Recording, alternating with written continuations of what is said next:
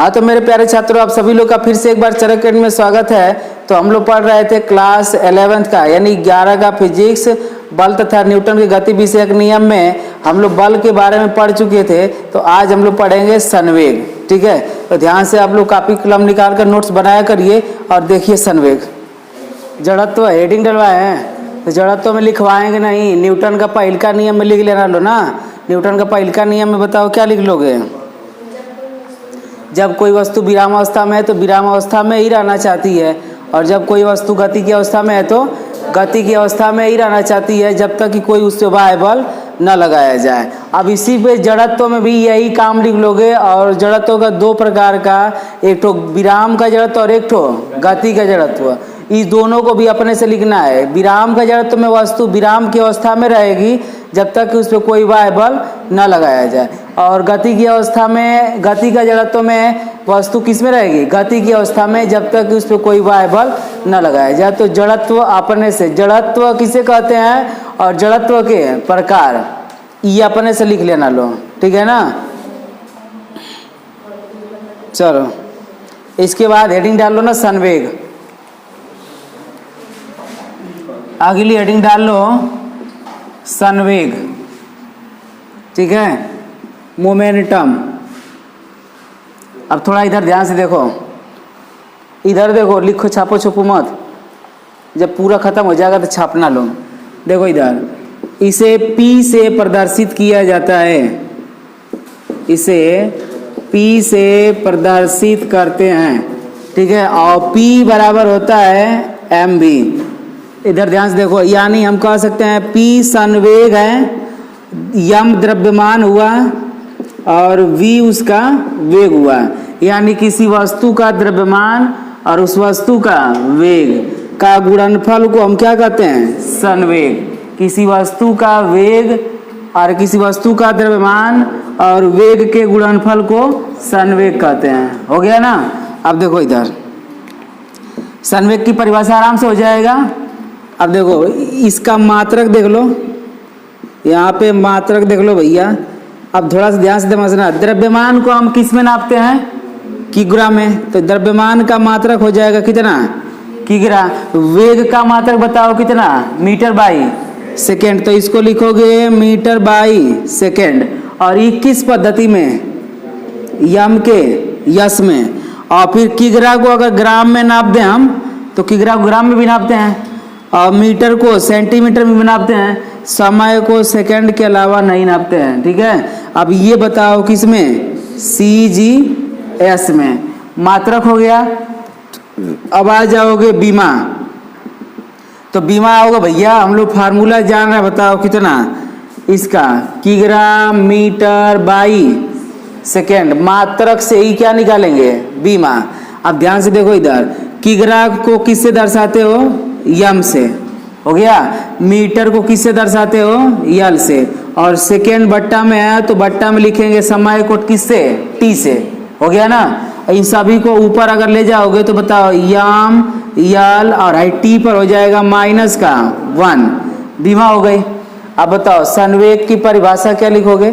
किसी वस्तु का द्रव्यमान और उसके वेग के गुणनफल को संवेग कहते हैं। इसे P से प्रदर्शित किया जाता है। P बराबर क्या होता है? यम भी, जहाँ P संवेग है, यम द्रव्यमान है, V वेग है। मात्रक बताओ क्या लिखोगे?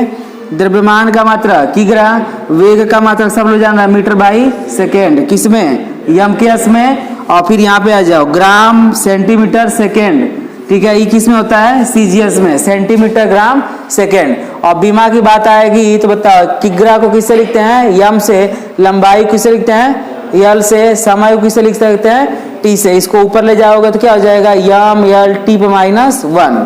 ठीक है ना। संवेग की परिभाषा लिख लो। लिखो किसी वस्तु के द्रव्यमान, किसी वस्तु के द्रव्यमान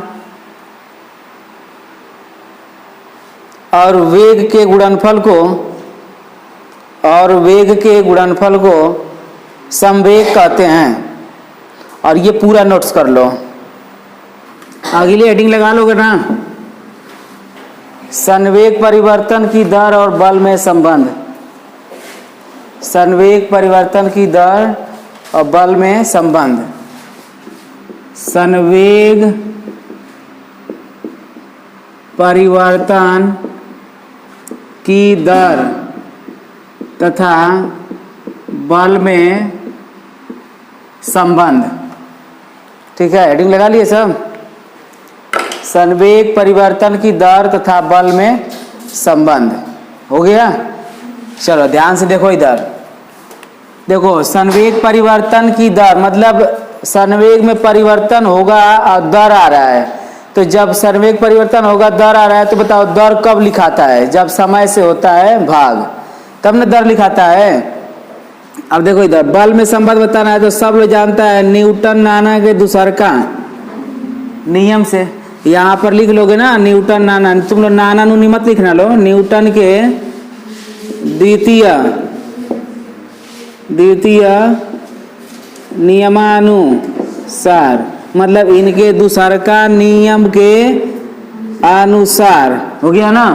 अब थोड़ा सा ध्यान से समझना, इधर बहुत बारीकी बारीकी बात आएगी, पंचौरा मत करो सब। इधर देखो सब, बताओ यह बल है, यम द्रव्यमान, ए त्वरण। यहाँ पे देखो इधर ए बराबर त्वरण बराबर हम जानते हैं v minus you by T, पढ़ते हैं ना गति का समीकरण द्वारा। तो बताओ ए की जगह यम, बताओ क्या लिख सकते हैं? v minus you by T. तो यहाँ पे हो जाएगा यम बराबर यम, और ये बताओ कितना हो जाएगा? v minus you by T. अब यम बराबर हो जाएगा यम का v में गुणा कराओगे यम भी, यम का यू में गुणा कराओगे यम यू, अब बट्टा के टी। अब थोड़ा सा ध्यान से समझना, थोड़ा सा ध्यान समझना भैया, ये लास्ट वेग है और ये प्रारंभिक वेग है। मतलब बताओ वेग, ये बताओ द्रव्यमान गुणते वेग को क्या कहते हैं? संवेग। याद करो, अभी लिखवाए हैं द्रव्यमान गुणते वेग को क्या लिखते हैं? संवेग। तो ये हो गया लास्ट वेग संवेग, और ये हो गया प्रारंभिक संवेग। अगर प्रारंभिक संवेग को लिखोगे P बराबर m1 u1, प्रारंभिक वेग से प्रारंभिक संवेग और अंतिम वेग से अंतिम संवेग, तो P1 बराबर हो जाएगा बताओ mu, और P2 बराबर हो जाएगा कितना? m भी, क्योंकि लास्ट वेग है तो लास्ट संवेग होगा, प्रारंभिक वेग है तो प्रारंभिक संवेग होगा। यहाँ से बात समझो, इधर समझ में आ रहा है ना? समझ में आ रहा हो? लास्ट वेग से लास्ट वेग मतलब दुगुना हो गया वेग, तो जब दुगो वेग हो गया तो दुगो संवेग हो जाएगा। बताओ यहाँ पे क्या लिखोगे? इसको P2, इसको क्या लिखोगे? P1। अब बट्टा के बताओ T। अच्छा एक बात बताओ हमको, T2 माइनस T1 लिखते हैं, बताओ डेल्टा T को लिखते हैं कि ना लिखते हैं? A2 माइनस A1 लिखेंगे, डेल्टा A को लिखेंगे ना। मतलब ये डेल्टा टी क्या होता है? समय में परिवर्तन। तो उसी तरह बताओ भैया P2 माइनस अगर P1 लिखेंगे तो इसको क्या लिखेंगे? डेल्टा का P, और डेल्टा का P क्या होगा? संवेग में परिवर्तन, मतलब कितना घटा और कितना बढ़ा। यही में समय से भाग है तो इसी को क्या कहते हैं? संवेग परिवर्तन की दर। हो गया कि ना हो गया? तो बताओ एफ बराबर इस पूरे को क्या लिखोगे? डेल्टा P अब बट्टा के T। हो गया कि ना हो गया संबंध? बल तथा संवेग परिवर्तन की दर में संबंध। हो गया ना? या तो इसको ऐसे भी लिख सकते हो, डेल्टा P बराबर तीछा इधर गुणा कराओगे तो एफ इंटू टी। हो गया कि ना हो गया? कौन प्रकार का दिक्कत है? देखो माना है में क्या लिखोगे? माना किसी वस्तु का द्रव्यमान m, उस वस्तु का उत्पन्न त्वरण A और वस्तु पर आरोपित बल F, यही माना है बुलाए में लिखाएगा। ठीक है ना? तब न्यूटन के दूसर का नियम अनुसार लिख लो। लिखो माना किसी वस्तु का द्रव्यमान m, किसी वस्तु का द्रव्यमान m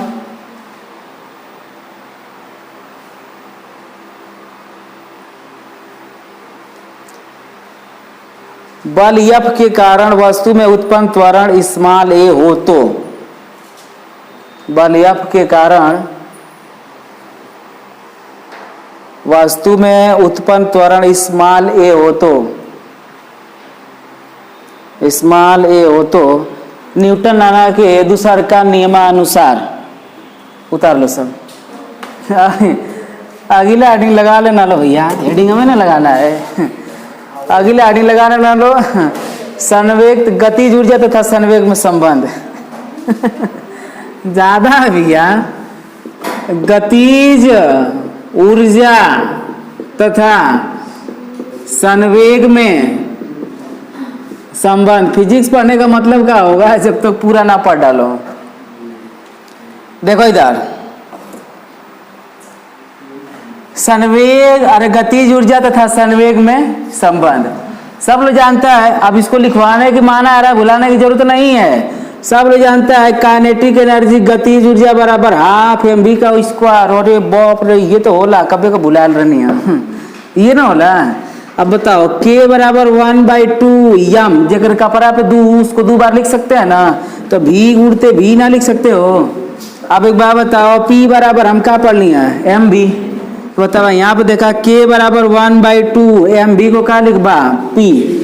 चल p यहाँ पे आ जा, p v हो गया। बताओ एक तो हो गया। अगर इसी को p के रूप में लिखोगे तो 2 का इधर गुणा होगा। बताओ 2k हो जाएगा। 2k बराबर क्या बचेगा p भी। तो अगर p बराबर निकालोगे तो v गुणे में इधर आई था भागे में, यानी p बराबर बताओ क्या हो जाएगी 2k/v हो गया। अभी एक और देख लो, देखो यहां से देखो 1/2 mv का स्क्वायर है ना। देखो इधर 1/k बराबर 1/2 mv का स्क्वायर। इससे मत देखो, इससे देखो, यहां से अगर तुम करा दोगे v से गुणा और v से भाग तो कोनो अंतर तो ज्यादा पड़ी ना। p बराबर mv है ना, v से गुणा और v से भाग हो जाए ना। तो जब p से गुणा और अरे v से भाग हो जाए तो बताओ ई हो जी mv का स्क्वायर अपान के v। अब बताओ थोड़ा सा काइनेटिक एनर्जी k बराबर हम पढ़े हैं हाफ mv का स्क्वायर। तो भैया यहाँ से अगर mv स्क्वायर बराबर निकालोगे तो 2 का इधर गुणा हो जाएगा। तो बताओ यहाँ से 2k बराबर बताओ क्या आएगा mv स्क्वायर आएगा कि ना आएगा, आएगा ना। तो इसको यहाँ पे ना लिख कर चूंकि मैं यहाँ पे लिख दोगे k बराबर 1/2 mv स्क्वायर, इसलिए 2k बराबर बताओ क्या mv का हुआ कि ना हुआ। अब बताओ mv स्क्वायर की जगह ही क्या लिख सकते हो 2k। तो बताओ यहाँ पे देखो p स्क्वायर बराबर यहाँ पे क्या लिखोगे 2k/, बताओ क्या v। देखो फिर ये आया कि ना आया। इस तरह भी तो कर सकते हैं ना, दोनों तरीका से वही आएगा। ठीक है, तो बताओ यहां से इसको मिटा लें। अब देखो इधर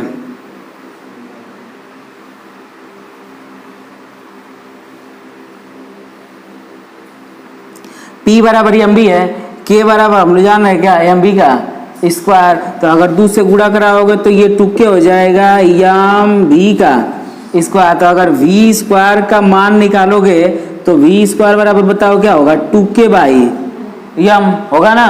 अगर बताओ v का मान निकालोगे तो किस में चला जाएगा 2k/m। ई v का मान यहाँ पर उठा कर रख दो। बताओ यहाँ पर रखोगे p बराबर m, v की जगह यह बताओ कितना 2k/m। अब एक बार बताओ जो बाहर रहता है तो बाहर ई अगर करड़ी से बाहर है तो इसको अंदर ले जाओगे तो कै बार होगा 2 बार होगा। तो बताओ p बराबर अंडर रूट में 2k यम गुड़ते बताओ क्या यम। अब बट्टा में क्या है यम, एगो यम से काट दो एगो यम। तो बताओ p बराबर क्या आएगा 2k यम। यहाँ से भी तो निकलेगा सिर्फ गतिज ऊर्जा दिया रहे और द्रव्यमान दिया रहे तब वो क्या निकलेगा संवेग हो गया ना। और यहाँ से देखो गतिज ऊर्जा और वेग दिया रहेगा तब वो निकलेगा संवेग। कोई दिक्कत है यहाँ तक लिख लो।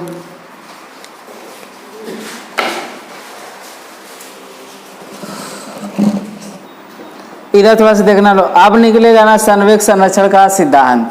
ठीक है, तो संवेग संरक्षण का सिद्धांत में क्या समझते हो। संवेग संरक्षण का सिद्धांत बताओ। संवेग संरक्षण का सिद्धांत पहले बताएं भैया कि संवेग संरक्षण के सिद्धांत में प्रारंभिक संवेग और अंतिम संवेग क्या होगा बराबर होगा। मतलब 2 पिंड होंगे, खाते पीते नहाते धोते जाते होंगे और उनको बाद में फिर कुछ को नया आवेग मिल जाएगा और फिर कुछ को नया आवेग मिल जाएगा। मतलब दो ठो मान लो पिंड है, एक ठो m1 और एक ठो है m2। ये दोनों पहले का वेग मान लो v u1, दूसरे का वेग मान लो u2। इधर यहाँ देख लो, इधर यहाँ देखो, दोनों भैया इसका वेग है m1, अरे इसका वेग द्रव्यमान है m1, वेग जा रहा है v1। सब लोग जानता है द्रव्यमान पहिल का है तो वेग भी पहिल के होगा। अच्छा, एक बार टक्कर से पूर्व और एक बार टक्कर के बाद, ये ध्यान देना है। यही होगा संवेग संरक्षण का सिद्धांत। और दूसर का पिंड का द्रव्यमान m2 और वेग होगा u2। दोनों खाते पीते नहाते धोते जा रहे थे, बीच में आपस में लड़ाई झगड़ा हुआ, दोनों टकराए। तो जब दोनों टकराए हैं तो इसका वेग हो गया, पहले वाले पिंड का वेग हो गया v1 टकराने के बाद, और दूसरे वाले पिंड का वेग हो जाएगा v2। हो गया ना। अभी दोनों फिर अलग से जाने लगे, बात समझना लो ना। दो तो पिंड है m1 और m2, दोनों खाते पीते जा रहे थे वेग से, किससे, u1 और u2 से। दोनों के बीच टकरार हुआ, तो टकरार होने के बाद इसको वेग कुछ और ही मिल गया और इसको वेग कुछ और ही मिल गया। ये समझ सकते हो, कल्पना कर सकते हो। कोई साइकिल वाला आ रहा है, दो चक्का वाला आ रहा है, दोनों बढ़िया से जा रहे हैं, सब दोनों को टक्कर मारेगा। तो जब टक्कर मारेगा भैया तो पहले वेग से थोड़े नहीं जाएगा, ऊ फेंकैया कहीं और ऊ फेंकैया कहीं और ही, तो ई जइया क्यों और वेग से और ऊ जइया कौन और वेग से, वेग बदल जी कि ना बदल जी। तो एक बार निकालोगे टक्कर से पूर्व संवेग और एक बार निकालोगे टक्कर के बाद संवेग। हो गया ना। तो यहाँ पर लिखोगे टक्कर के, भैंसा बाज रहा है, टक्कर के पूर्व, ठीक है ना। बताओ पहले पिंड का संवेग क्या मानोगे, p1। तो बताओ p1 बराबर क्या आएगा, m1 u1। हो गया ना, हो गया ना। दूसर के पिंड का संवेग मानोगे p2, p2 बराबर क्या लिखोगे, m2 u2। तो संवेग से पहले, अरे टक्कर से पहले कुल संवेग बताओ कितना हो जाएगा, कुल संवेग बताओ कितना हो जाएगा, p1 प्लस का p2, यानी कह सकते हैं m1 u1 प्लस का m2 u2। हो गया ना। अब इसी तरह बताओ, अब लिखोगे टक्कर के बाद इसका संवेग। तो जब टक्कर के बाद लिखोगे तो बताओ p1 बराबर पहले वाले का हो जाएगा m1 v1, दूसरे वाले का हो जाएगा m2 v2। तो बताओ अब कुल संवेग जब निकालोगे टक्कर के बाद, तो कुल संवेग बराबर बताओ कितना हो जाएगा, p1 प्लस का p2। अब यहाँ पे देखो कितना हो जाएगा, m1 v1 प्लस का m2 v2। और संवेग संरक्षण का सिद्धांत क्या कहता है कि टक्कर के पूर्व का संवेग और टक्कर के बाद का संवेग क्या होता है, बराबर होता है। यानी हम कह सकते हैं प्रारंभिक संवेग और अंतिम संवेग क्या होते हैं, बराबर। दो कंडीशन, टक्कर के पूर्व का संवेग और टक्कर के बाद का संवेग बराबर होता है, या कह सकते हैं कि प्रारंभिक संवेग और अंतिम संवेग क्या होता है, बराबर होता है। यही है संवेग संरक्षण का सिद्धांत। बताओ संवेग संरक्षण का सिद्धांत में लिखवाना पड़ेगा, नहीं लिखवाना भी पड़ेगा तो लिख लेना लो अपने से कि टक्कर के पूर्व का संवेग, या कह सकते हैं कि प्रारंभिक संवेग और अंतिम संवेग क्या होते हैं, बराबर होते हैं। ठीक है। तो यहाँ पर लिखोगे संवेग, ना दिखाई दे, यहाँ पर लिख ला, यहाँ पर लिखोगे संवेग संरक्षण के किससे, सिद्धांत से। तो यहाँ पर लिखोगे प्रारंभिक क्या संवेग बराबर अंतिम संवेग, या इसी को कहते हैं टक्कर के पूर्व का संवेग और टक्कर के। तो बताओ टक्कर के पूर्व संवेग m1 u1 प्लस का m2 u2 बराबर m1 v1 प्लस का m2 v2। यही है संवेग संरक्षण का सिद्धांत। अब हुआ संवेग संरक्षण समाप्त, और मतलब संवेग को आप समाप्त किए हैं। ठीक है ना। चलो छप छुप लो। देखो माना आ रहा है, भुला में क्या लिख लोगे, मानोगे माना पहले टक्कर के पूर्व पहले पिंड का द्रव्यमान m1 वेग u1, या तो ऐसे मानोगे माना टक्कर के पूर्व दो पिंड जिनके द्रव्यमान क्रमशः m1 और m2 और वेग क्रमशः u1 और u2, टक्कर के बाद पहले तो यम द्रव्यमान का वेग बदलेगा नहीं, द्रव्यमान बदलता नहीं है, तो लिखोगे टक्कर के बाद उनका वेग क्रमशः बदलकर v1 और v2 हो जाता है। तब यहाँ पर लिखोगे टक्कर के पूर्व संवेग, यहाँ पर लिखोगे टक्कर के बाद संवेग, उसके बाद अपनों टकरा जाओगे सब। हेडिंग क्या लगा लोगे? आवेग। संवेग हम लोग पढ़ लिए हैं, तो अब अगला हेडिंग में क्या लगाओगे? आवेग। आवेग को इंग्लिश में इम्पल्स, ठीक है। आवेग को इंग्लिश में क्या कहेंगे? इम्पल्स। इसलिए इसको आई से भी प्रदर्शित करते हैं और जे से भी प्रदर्शित करते हैं, दोनों बातें। इधर ध्यान से देखो, इधर इसे जे से क्या करते हैं? प्रदर्शित करते हैं। इधर ध्यान से देखो, इसे जे से प्रदर्शित करेंगे और आई से भी प्रदर्शित करते हैं, दो बातें, आई और जे दोनों से प्रदर्शित किया जाएगा, ठीक है। आवेग लिखो। अच्छा, आवेश लिख दिए हैं, मान लो आवेग, बोल तो रहे हैं ना आवेग। देखो इधर जे बराबर होता है, जे बराबर होता है एफ गुणते डेल्टा टी। इधर थोड़ा सा ध्यान से समझना लो, जे क्या है? आवेग। एफ क्या है? बल। डेल्टा टी क्या है? समयांतराल, ठीक है।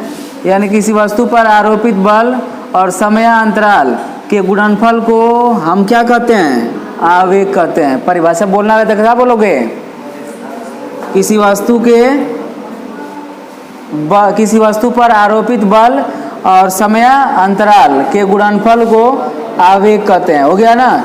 यहाँ से ये भी बोल सकते हो भैया, अगर c बराबर 1 सेकेंड रख दें तो किसी वस्तु पर, या ऐसे बोलोगे एकांक समयांतराल तक, एकांक समयांतराल में आरोपित किसी वस्तु पर बल को ही हम क्या कहते हैं?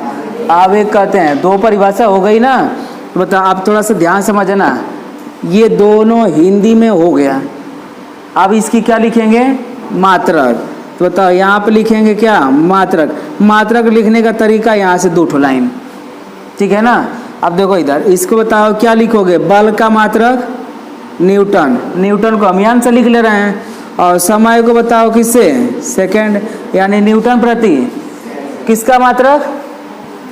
आवेग का। किस पद्धति में? यम के यस पद्धति में। अच्छा, न्यूटन नाना को सीजीएस में क्या लिखते हैं? डाइन। इसी को क्या लिखते हैं? डाइन। और 1 न्यूटन बराबर कितना डाइन? 1,00,000 डाइन, ऐसे बोलो। और प्रति सेकेंड, और इसका मात्रक बोलो किसमें? सीजी। सीजी यस में। अब आ जाओ किस पे? बीमा पे, ठीक है। तो बताओ बीमा लिखोगे तो बल की बीमा बताओ, रट्टे रहो सब, यम यल टीप -2। बल की बीमा हो जाएगा यम यल टीप -2। और यहाँ पे देखो समय का बीमा बताओ, टी होगा ना। समय का बीमा टी बताओ, गुणा कराओगे यम यल टीप -2 प्लस का 1, क्योंकि इसका पावर कुछ नहीं तो 1, तनी मिला लेना लो भैया, यम यल टीप -1। ये क्या हो जाएगा? बीमा किसका? आवेग का, ठीक है ना। अच्छा, हमको लग रहा है संवेग और आवेग दोनों की बीमा एक क्या आ रही है? देख लो, संवेग और आवेग दोनों की बीमा एक ही आ रही है। क्यों आ रही जान रहे हो? हाँ, ये आएगा ना, बल बराबर लिख देंगे ना यम, और ए को लिख देंगे वेग, और वेग में से वेग घटाते हैं तो वेगे आता है। पढ़ा है ना कि वेग में से वेग घटाएंगे तो क्या आएगा? वेगे आएगा। और बट्टा में टी रहेगा, टी से टी कटेगा तो वेगवे ना होगा, फिर वे आएगा। ठीक है, सही है। चलो परिभाषा लिख लो। लिखो, किसी वस्तु पर आरोपित बल, किसी वस्तु पर आरोपित बल और लगे समयांतराल, या का सीधे सीधे लिखोगे समयांतराल। किसी वस्तु पर आरोपित बल और समयांतराल, किसी वस्तु पर आरोपित बल और समयांतराल के गुणनफल को आवेग कहते हैं। ठीक है। और एक परिभाषा और देखो इधर, डेल्टा टी बराबर 1 सेकेंड रख देंगे तो डेल्टा टी बराबर 1 सेकेंड रख देंगे तो जे किसके बराबर होगा, यप के। समझना थोड़ा सा यहाँ पे, देखो इधर जे बराबर क्या बचेगा, यप। कब, जब डेल्टा टी बराबर क्या रख देंगे, 1 सेकेंड। जब भैया 1 सेकेंड रख देते हैं तो एकांक समय अंतराल बोलते हैं, यानी किसी वस्तु पर अरे ऐसे बोलोगे, एकांक समय अंतराल में किसी वस्तु पर आरोपित बल को ही उस वस्तु का आवेग कहते हैं। हो गया ना, ये अपने से लिख लो सब, और नहीं लिखोगे तब वो यहाँ से बना लोगे सब। सबसे सुपर हिट वाली परिभाषा यहाँ से निकल कर आती है। चलो अगला आड़ी लगा लो, आवेग और संवेग में संबंध। आवेग तथा संवेग में संबंध, इंग्लिश बोली, relation between momentum and impulse. हो जाएगा ना, जान ही रहे हो सब, इंग्लिश पढ़ाते नहीं है। यहाँ पे लिखना रहेगा तो लिख लेना लो बढ़िया से, ठीक है ना, इतना तो सभी लोग बना लेगा, इंग्लिश पढ़ कर आया वो सब। अब थोड़ा सा इधर ध्यान से देखना, हम आवेग बराबर पढ़े हैं एफ डेल्टा टी, पढ़े हैं ना। तो अब एक बात बताना, जे बराबर एफ बराबर हम लोग पढ़े हैं क्या, एफ बराबर क्या पढ़े हैं, यम है सर जी। ए बराबर भी पढ़े हैं v minus you by T, लेकिन जब v minus you by T होता है तो यहाँ पर डेल्टा टी हो जाता है, ठीक है ना। अब इधर आ जाओ, देखो यप की जगह यह लिखोगे यम है, लिखोगे ना। अब बताओ डेल्टा टी लिखाएगा ना। अब देखो इधर जे बराबर यम, ए की जगह यह क्या लिखाएगा, v minus you by delta T into delta, delta T से डेल्टा टी काट दो, तो जे बराबर यम का v में गुणा कराओगे, यम का यू में गुणा कराओगे। पहचानो ई कहाँ है, दूसर का संवेग और ई अंतिम संवेग और ई प्रारंभिक संवेग। तो बताओ जे बराबर, बताओ यहाँ पे क्या लिख सकते हो P2 और यहाँ पे लिख सकते हो P1, यानी कह सकते हो जे बराबर डेल्टा P। हो गया ना, चलो नोट कर लो। अब इसमें कुछ लिखना नहीं है, माना हरा में क्या लिखना है, ठीक है, माना हरा में कुछ लिखना है, कुछ नहीं लिखना है, ठीक है ना। चलो आज बड़ी इतना ही।